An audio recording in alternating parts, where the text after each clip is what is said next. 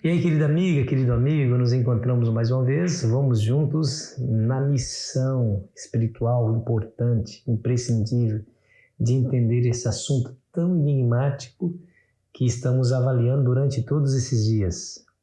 Quem é o poder representado pela besta, pelo chifre pequeno de Daniel, capítulo 7, versículo 25, e quem é o homem do pecado, descrito por Paulo em 2 Tessalonicenses capítulo 2.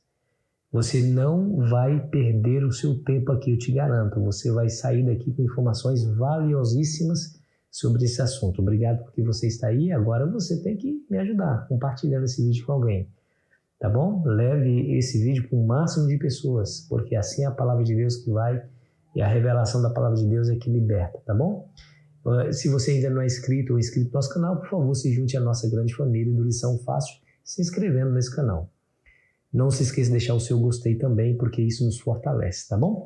Vamos juntos à apostasia. Meu amigo, eu quero dizer para você que aqueles poderes que tinham influência, ou haveria de ter influência mundial, que se levantaria contra Deus, a sua verdade, contra o seu povo, foi alvo da profecia. Não se esqueça do princípio de Amós 3, versículo 7. O Senhor Deus não fará coisa alguma sem antes revelar os seus segredos aos seus servos, os profetas.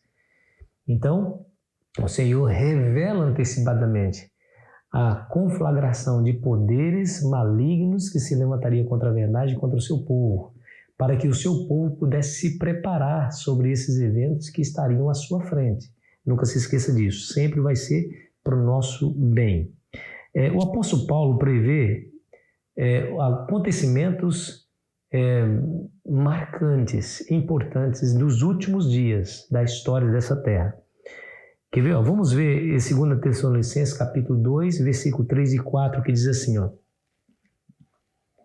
ninguém de nenhum modo vos engane, porque isso não acontecerá sem que primeiro venha a apostasia e seja revelado o homem da iniquidade, o filho da perdição, o qual se opõe e se levanta contra tudo que se chama Deus ou objeto de culto, a ponto de assentar-se no santuário de Deus, ostentando-se como se fosse o próprio Deus.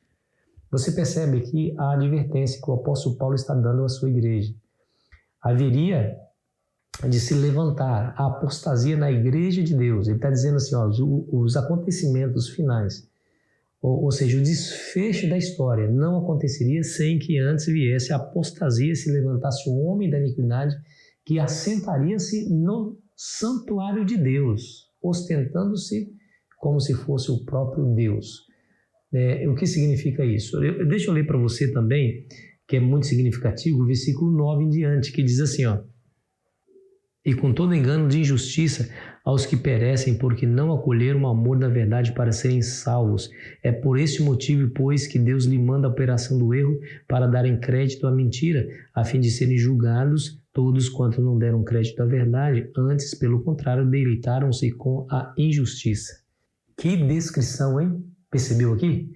Esse iníquo, esse homem da iniquidade, homem do pecado, que se assentaria no santuário de Deus, ostentando-se como se fosse o próprio Deus, ele aparece segundo a eficácia de Satanás. Olha o que o texto está dizendo. E ele usa de todo engano, de mentira e prodígio aos que perecem, porque esses que perecem, esses que são enganados por eles, por esse homem da iniquidade, não acolheram o amor da verdade para serem salvos. Deram antes crédito à mentira. E por isso, aí o verso seguinte diz, por esse motivo, Deus lhe manda a operação do erro para que creiam na mentira. Para que creiam na mentira, a fim de serem julgados todos quanto não amaram a verdade. Por isso é importante nós estudarmos a verdade. Porque aqueles que preferem darem crédito à mentira, aqueles que, diante da revelação da verdade, preferem a mentira do que a verdade, serão julgados por Deus. E esse julgamento será um julgamento eficaz, ou seja, não há como enganar a Deus, porque Deus conhece o mais íntimo dos nossos pensamentos, conhece tudo a nosso respeito. E aqui haverá uma condenação para aqueles que preferem darem créditos à mentira em troca da verdade. Você percebe que o apóstolo Paulo está aqui dizendo para a igreja, olha, no meu tempo, isso no tempo do apóstolo Paulo, no meu tempo, algumas pessoas se levantando, pregando coisas que a Bíblia não ensina. O apóstolo Paulo fala lá em Efésios que se alguém lhes pregar outro evangelho, que seja anátema. Ou seja, no tempo de Paulo tinha que estar constantemente combatendo as heresias, combatendo os ensinamentos errados que surgiam por ali. Ele está dizendo, essas heresias hoje, no meu tempo, são pequenas sementes que infelizmente trarão frutos amargos para a igreja. Ou seja, haveria apostasia na igreja. A igreja haveria de afastar-se da pureza do evangelho ensinado por Cristo, ensinando coisas que Deus nunca ensinou. Essa igreja será julgada por Deus e ela se perderá por conta disso. Aí nós vemos, queridos amigos, que nós temos três descrições da mesma entidade, do mesmo poder. Apocalipse 13:14 fala sobre a besta que se opõe contra Deus, persegue o povo de Deus. Você se lembra que nós estamos estudando durante todos esses dias esses assuntos. Nós temos Daniel capítulo 7, que fala sobre o chifre pequeno que se opõe contra os santos, que deita a verdade por terra, que se opõe contra o príncipe dos exércitos. Você se lembra disso? Esse poder, Daniel 7, que é o chifre pequeno, o homem do pecado de Tessalonicenses, que Paulo descreve, e Apocalipse 13:14, que é a besta que tem semelhança com o leopardo.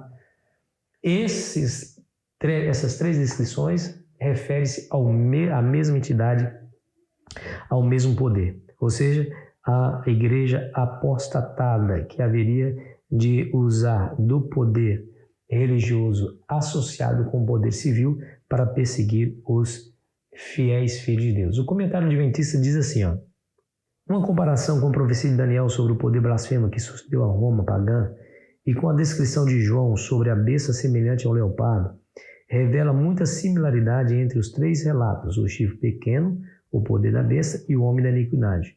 Isso leva à conclusão de que Daniel e Paulo e João falam do mesmo poder, o papado.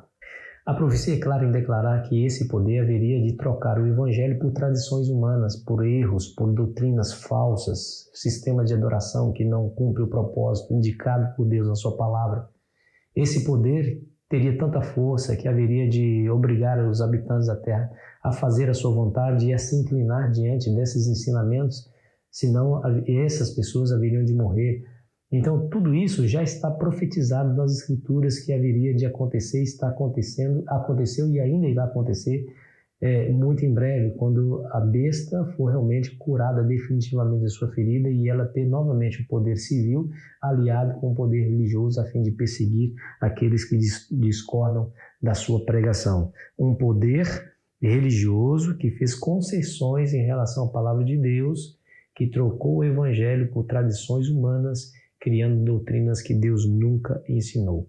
Esse poder está descrito na profecia. Esse poder era alvo da profecia, ou seja, Deus não deixaria que a sua igreja fosse vítima da ignorância em relação a esse poder. Por isso, a igreja é advertida através das Escrituras. Porém, a igreja precisa voltar-se às Escrituras, voltar para a palavra, para estudar a palavra, a fim de compreender as revelações da profecia. Se nós, como membros dessa igreja, ignorar o estudo da palavra, nós seremos vítimas, seremos presas fáceis, na mão desse voraz inimigo de Deus que usa, como diz aqui o apóstolo Paulo, de todo prodígio de mentiras para que nós possamos crer na mentira em troca da verdade. E aí, amigo, nós estaremos perdidos, consequentemente perdidos, Não tem como você buscar a salvação ou querer receber a salvação se você troca a verdade pela mentira. Isso não dá. Deus não aceita, porque quem é o pai da mentira, É o diabo, Deus é o Deus da verdade. O diabo é o pai da mentira. Se eu deixo a verdade e creio na mentira, eu estou passando para o lado do diabo, rejeitando completamente a verdade e o próprio Deus da verdade. Então, não é essa a nossa intenção. Nós queremos ouvir a palavra de Deus e nos adequarmos à palavra conforme ela nos é revelada, ok? Então, na lição de hoje nós aprendemos sobre a apostasia, ou seja, ela já estava predita muito tempo antes dela acontecer. E ela aconteceu. E é só você estudar a história, você vai perceber como que ela aconteceu de maneira precisa, né? Conforme a profecia havia dito que aconteceria e aconteceu. Nós podemos confiar na Bíblia? Claro que podemos. Confie na palavra de Deus. Ela é a única que nos dá a direção certa, né? O próprio Jesus diz: nem só de pão virá o homem, mas de toda palavra que sai da boca do Senhor. A palavra é a nossa salvaguarda, nossa proteção. Estudá-la diariamente nos trará forças e nos dará luz para nos guiar em meio à escuridão desse mundo. Que o Senhor Jesus possa estar com você nesse momento. Vamos orar? Querido Pai Celestial, obrigado por mais um estudo da Tua Palavra. Obrigado porque o Senhor não nos deixa nas trevas em relação a acontecimentos importantes, impactantes, que influenciarão o mundo inteiro. Obrigado por isso, Senhor. Esteja conosco durante todos os dias do estudo da Tua Palavra, em nome de Jesus. Amém. Foi bom estar com você, querido amigo, querida amiga. Amanhã continuaremos aqui a nossa jornada, as estratégias ou a estratégia final de Satanás é o tema e o assunto do estudo de amanhã. Espero você ansiosamente. Que a graça do Senhor Jesus te alcance.